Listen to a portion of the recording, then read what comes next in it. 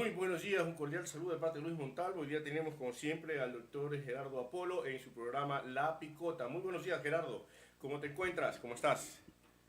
Buenos días, Luis. Buenos días a todos aquellos amigos que tienen la gentileza de seguirnos a través de Envía Radio y de Migra TV. Bueno, aquí cumpliendo el deber, como se darán cuenta, estoy dentro de mi vehículo porque estoy en la cabecera cantonal de San Borondón por temas de trabajo. Tengo audiencia 8:45. Sin embargo, el deber llama, como dicen los gringos, de tour of duty, ¿no? El deber Un deber, así es el es. que llama y aquí estamos.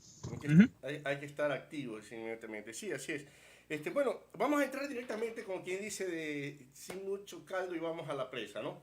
La columna de La Picota en Diario Expreso tiene un tema algo interesante. Dice, practicar con el ejemplo, carajo. Hace tiempo que no escuchaba en carajo puesto en una publicación. ¿Nos podría dar a qué te refieres, contarnos de la columna y aquello que se te ha quedado por cuestiones de caracteres, esa camisa de fuerza que le ponen a veces a los escritores? Adelante, Gerardo. Sí, sí. La expresión carajo es muy guayaquileña, aunque se le identifica mucho con el ex presidente y ex alcalde de Guayaquil, ingeniero León Febres Cordero. Es más, ya se ha vuelto un grito de batalla de los guayaquileños, porque cuando festejamos a Guayaquil, ya sea por la independencia o por la fundación, siempre decimos viva Guayaquil, carajo, ya es como parte de la identidad del guayaquileño, de la braveza del guayaquileño, madera y guerrero, como dice la canción, no refiriéndome al hecho del movimiento político, sino a la canción propiamente dicha. Y el artículo hace referencia a que el ex canciller Patiño, en la ciudad de La Tacunga, con un grupo reducido de militantes de Alianza País, frente a un grupo reducido de militantes de Alianza País, hace lo que bien se podría denominar jurídicamente como la apología del delito. Y entonces de ahí viene el tema del título, y hace un sinnúmero de propuestas que cuando ellos eran gobierno eran castigadas, sancionadas y calificadas como actos de terrorismo y vandalismo. Sin embargo, ahora lo ven como bueno y están queriendo practicarlo. Sí, lamentablemente tienes razón. Bien dice, ¿no? Lo que es, no sabría cómo decirle, pero generalmente eso se da en las criaturas.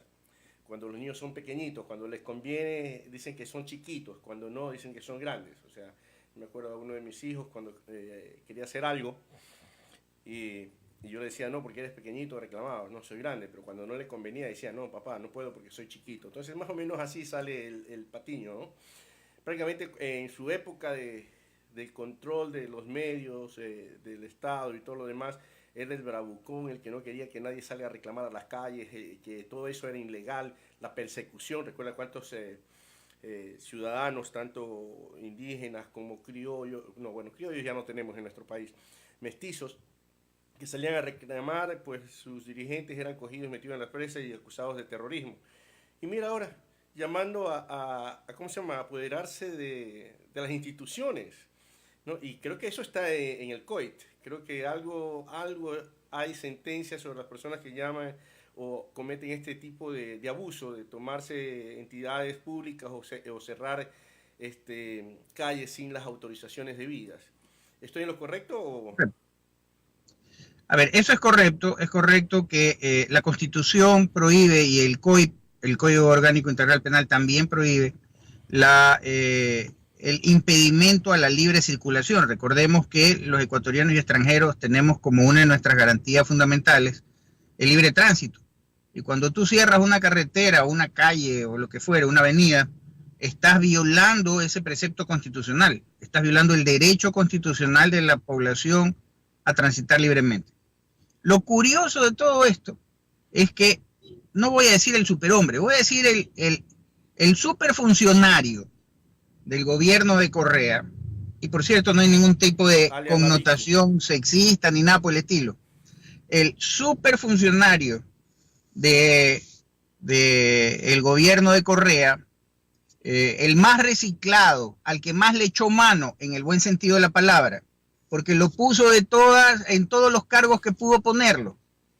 Lo único que no hizo fue ponerlo Princesita de Navidad, pero no sé, el tema es que el hombre fuerte o el funcionario fuerte, para hablar con propiedad, del gobierno de Correa, ese que decía que era imposible que se atente contra el derecho de libre circulación y que era un acto de terrorismo el cerrar las calles, avenidas, plazas y carreteras, ese que tuvo mano dura con los araguros y mandó al ejército, lo siguieron, persiguieron, el ejército se metió dentro de las casas, allanó las casas, cogió presos al que pudo y al que no pudo.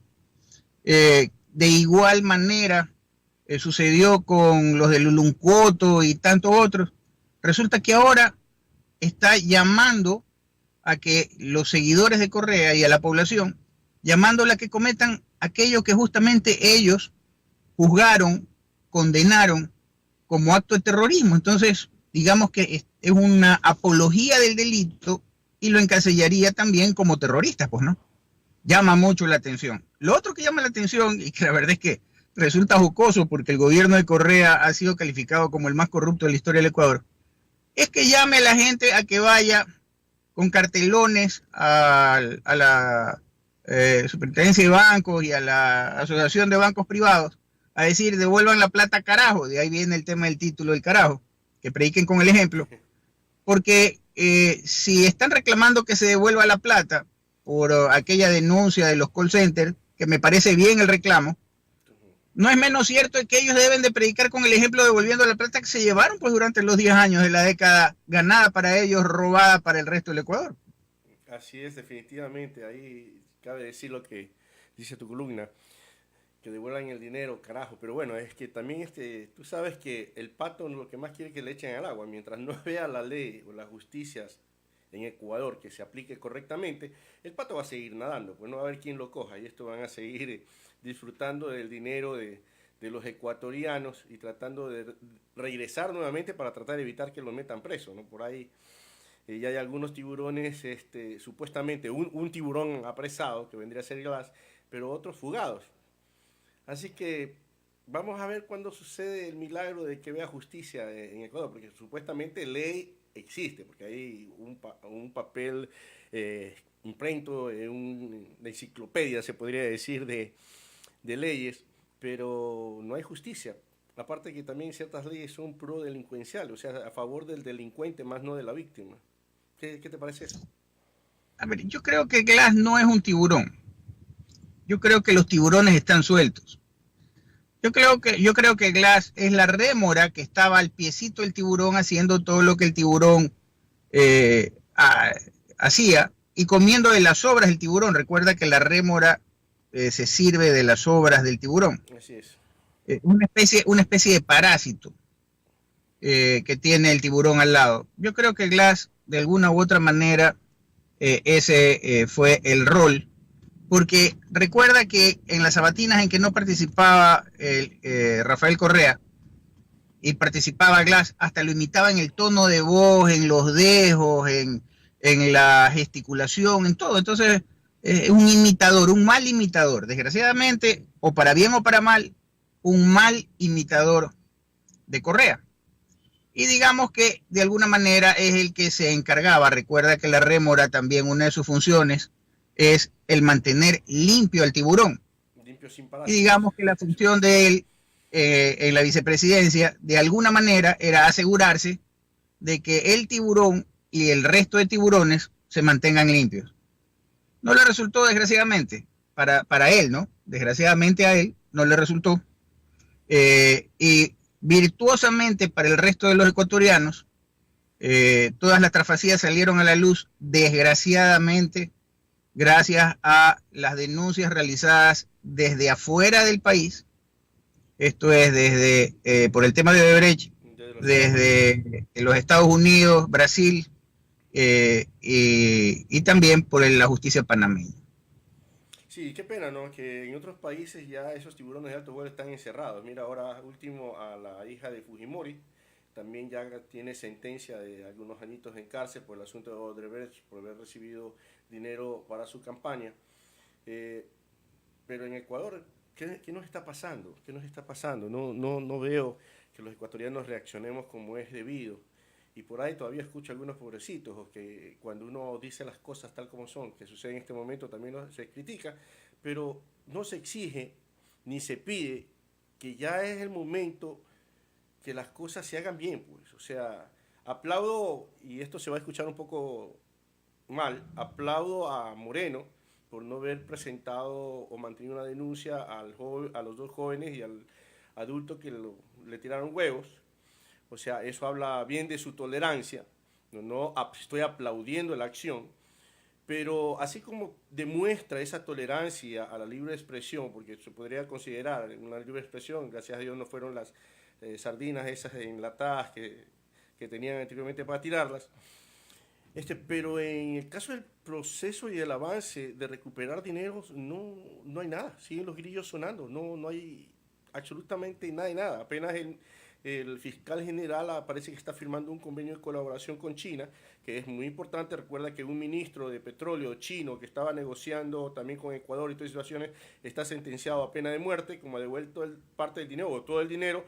Según la ley china, dice que hay una suspensión de la pena de muerte de 2 años, y eso ya significa que la pena de muerte pasa a cadena perpetua, ¿no? Entonces hay suficientes motivos para decir que nuestros tiburones también tienen que ser faenados y metidos en el bote. Pero ¿crees que pueda suceder eso, Gerardo? ¿O vamos a seguir en la quimera de esperar y soñar que un milagro suceda? A ver, aquí está sucediendo, digamos que el intermedio y el intermedio se abre por el tema de la campaña política. Entonces se distrae de alguna manera la atención en este objetivo que la ciudadanía se planteó y la ratificó el 4 de febrero, que es luchar contra la corrupción. Si bien es cierto, se empezó con bríos, no es menos cierto que ha bajado la intensidad de alguna manera, porque aún siguen enquistados dentro del poder algunos borregos, por decirlo de alguna manera, aquellos que son fervientes seguidores de Correa y tratan por todos los medios de protegerlo. Y por otro lado, porque digamos que se ha comenzado a torpedear las acciones de los designados por el Consejo de Participación Ciudadana. Si a esto le ponemos de por medio el periodo preelectoral de las elecciones seccionales, digamos que se abre un espacio como un intermedio. Vamos a hacer una comparación. ¿Recuerdas cuando la mayoría de la población salía a las calles y plazas y gritaba "fuera Correa, fuera", y ya parecía que se caía? Cuando vino el Papa se generó esta especie de intermedio, esta pausa, y perdió fuerza el grito de "fuera Correa, fuera", y la intención de sacarlo a Correa, porque la intención fue realmente cierta. Lograr que Correa renuncie y forzar también la renuncia de Glass para adelantar elecciones.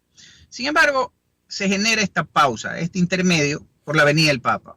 Se pierde fuerza, la inercia comienza a desacelerarse y el resultado fue que Correa terminó el mandato y tuvo que poner entre comillas, para poder tratar de cuidar sus espaldas, a Moreno, quien pensó que lo iba a encubrir, y a Glass, que era su seguro de que Moreno cumpla, entre comillas, lo que sobreentendió era un compromiso Correa. Y entonces esa es la realidad. En este momento seguimos con personas en puestos claves que aún se deben a Correa.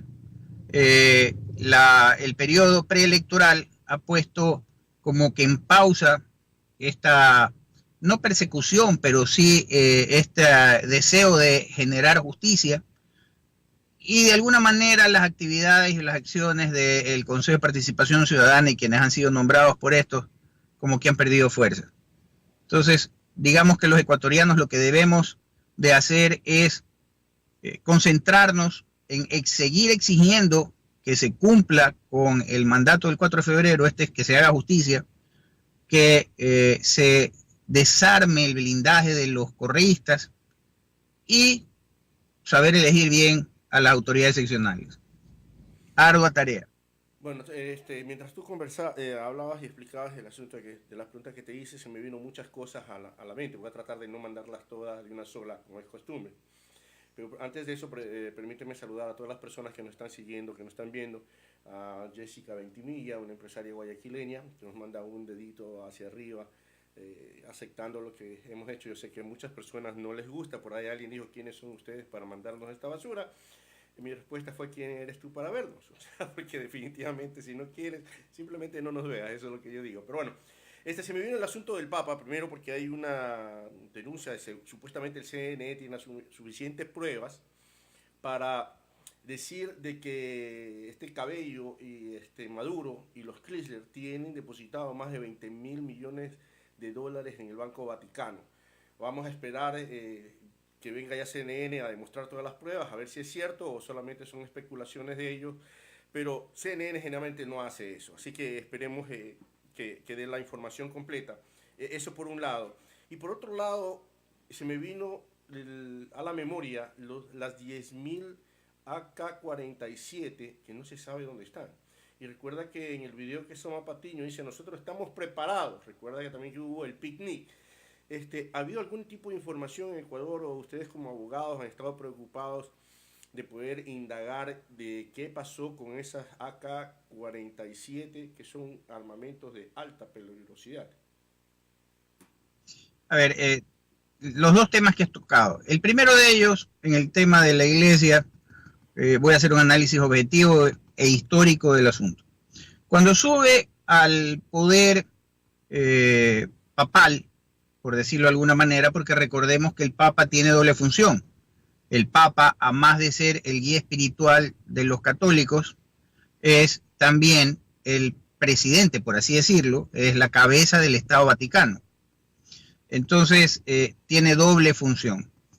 Y entonces, como cabeza del Estado Vaticano, él cuando recién toma posesión de su cargo de Papa, de cabeza de la Iglesia, arma una comisión que no solamente estaba integrada por sacerdotes, sino todo lo contrario, por personal civil, tratando de buscar a los mejores en cuanto al tema del lavado de activos, en cuanto a las personas que habían luchado contra el lavado de activos y a contratar a personas que sabían perfectamente bien el tema de identificar dineros o fondos de la mafia. Esto hizo que el Banco Vaticano, en una primera etapa, cierre alrededor de 600 cuentas que tenían que ver con el tema de la mafia. Eso también le costó a la iglesia un par de cardenales. La mafia mató un par de cardenales, un par de sacerdotes. Y digamos que de esa manera rompió Francisco, el Papa Francisco, rompió esta bola que se le hizo inmanejable a Ratzinger, el que era el tema del Banco Vaticano y el tema de los dineros de la mafia. No creo que Francisco esté de acuerdo con que los dineros del Banco Vaticano, si se lograra descubrir que esos dineros, esos fondos provienen de Venezuela, no creo que tenga algo que ver el Papa en aquello. Hay un gerente del Banco Vaticano y con toda seguridad Francisco hará lo mismo que hizo con el tema del dinero de la mafia, y es decirle a la policía romana que actúe contra todos aquellos que tuvieron que ver con aquello. Hay un cardenal que era intocado en la época de Ratzinger y que ahora está preso. Entonces, habría que ver primero con las pruebas si están en el Banco Vaticano, y segundo, habría que ver la reacción del Papa en tal sentido, que yo estoy seguro que va a ser la misma que tuvo con el tema de la mafia. Esto es, apresen, señores, a cuanto cardenal, cura o lo que fuere, obispo que haya estado involucrado en este tema, que pague como hombre común y corriente, y obviamente cerrar las cuentas y que los estados recuperen su dinero. En cuanto al otro tema, lo del AK-47, recuerda que eso debe estar en custodia del ejército, de las Fuerzas Armadas. Y recuerda que el Ministerio del Interior también tenía que ver con aquello. La pregunta del millón es, cuando hubo cambio de gobierno, ¿existió el inventario de aquellas? Si existió, ¿en poder de quién están? Y sería bueno hacer una revisión de dicho inventario. Y si no existió el inventario, bueno, con mayor razón, hay que averiguar en poder de quién están. Y eso le corresponde al Estado. De una u otra manera le corresponde al Estado. Sí, porque parece algo sospechoso también. Recuerda que hay involucrados en un operativo donde se capturó a oficiales, uniformados del ejército que habían estado vinculados con la venta de armamentos a ¿cómo se llama? Guacho y su grupo. Pero no se ha dicho nada, o sea, no han dado un informe exactamente qué tipo de armas estaban vendiendo, qué tipo de uniformes también habían estado vendiendo. Y parece muy sospechoso. Bueno, ya sería el pan diario de cada día ya. Otra cosa más a preguntarte, Gerardo.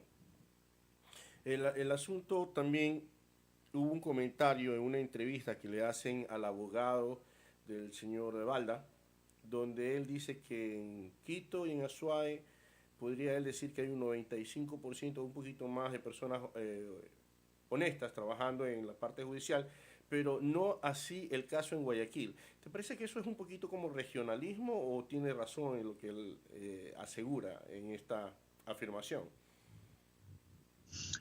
A ver, el tema del regionalismo es un tema tremendamente delicado, que siempre ha sido muy sensible a lo largo de la historia del Ecuador y de los ecuatorianos. Pero también seamos claros que el gobierno de Rafael Correa durante los 10 años de su mandato exacerbó los odios. Y entonces, digamos que todo lo que históricamente se estaba luchando contra el regionalismo, como que se alborotó durante el gobierno de Rafael Correa. Y entonces yo no sé si responda a un tema regionalista ese comentario, pero lo que sí sé es que la mayoría de quienes fueron nombrados jueces en la época de Correa, que aún se mantienen en los cargos, eran personas que, primero, no tenían la experiencia que se requiere, y segundo, que eran obedientes a Yalc, y Yalc era obediente a las instrucciones de Correa. Por lo tanto, digamos que siguen enquistados en la justicia aquellos que fueron puestos en los cargos gracias a la metida de la mano en la justicia. Entonces, es lógico lo que está sucediendo. No es aceptable, no es lo correcto, pero es lógico.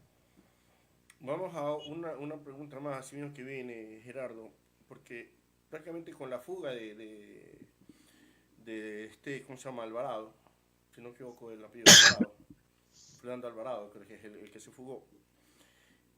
Hubo muchas personas que renunciaron y otros que fueron cesados, pero no hay todavía una acusación directa de quién fue el responsable. ¿Tú crees que es una forma justa de decir, bueno, cometiste un error, entre comillas, y simplemente con tu destitución de tu cargo ya está, o hay que seguir un proceso penal o algún trámite legal para que estas personas paguen por la negligencia?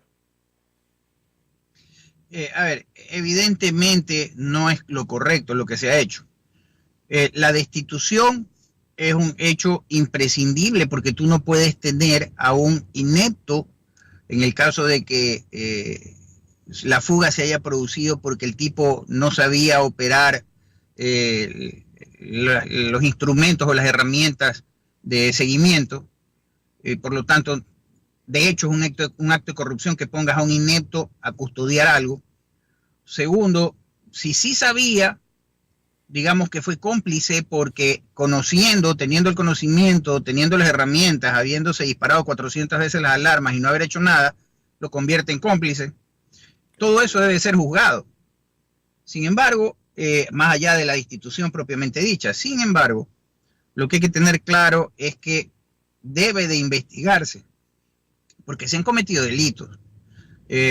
No solamente por el parte de Alvarado, sino que se están investigando delitos que se presuntamente fueron cometidos por Alvarado, sino que también se han cometido delitos en el sentido de aquellos que no cumplieron con su deber. Esto es más o menos, voy a poner un ejemplo, esto es más o menos como si el cajero de un banco se robara plata del banco, se sustrajera plata del banco, y entonces el banco lo despide.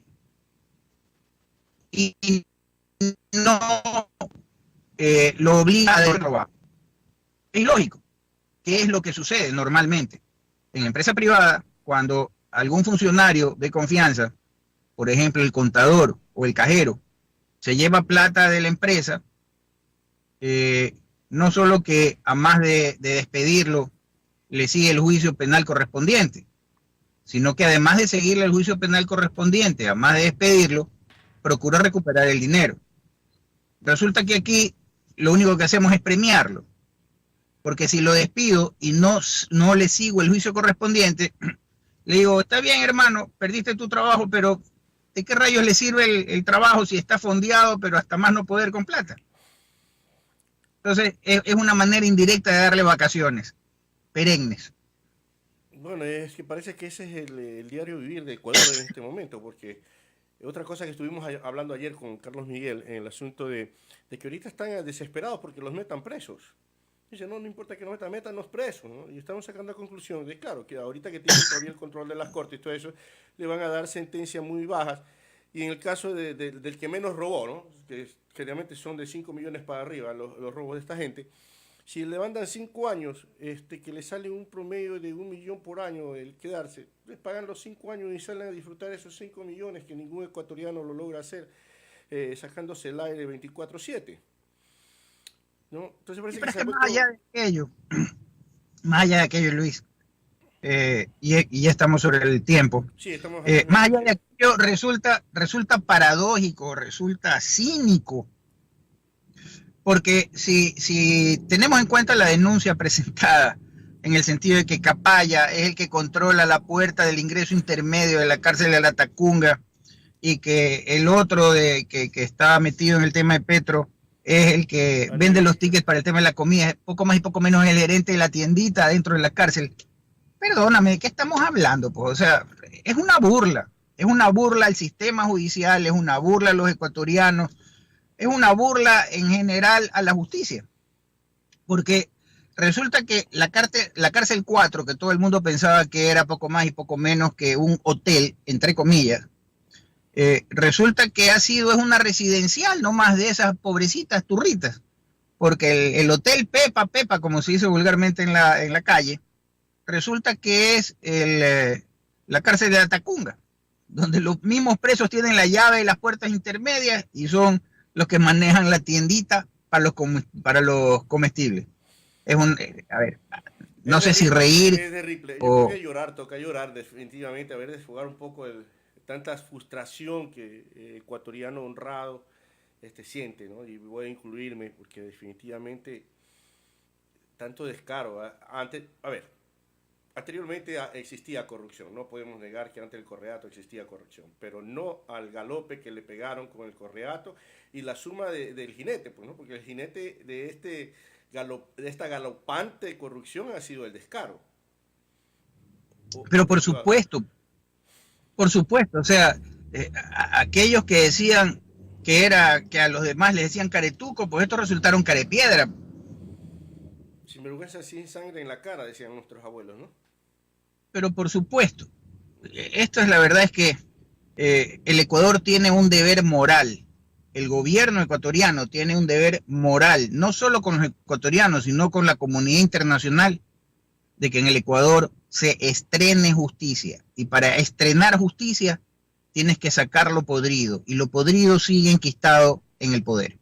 Y duro. Bueno, con esto vamos a dejarlo para el enganche para la próxima transmisión del programa La Picota sobre el asunto de un promedio, la DEA y el Departamento de Inteligencia de Ecuador dicen que más o menos hay de 75 a 79 laboratorios de cocaína y base de cocaína.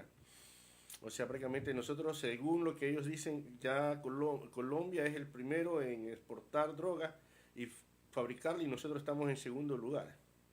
¿Qué tal te parece eso? Con eso le vamos a dejar para la próxima.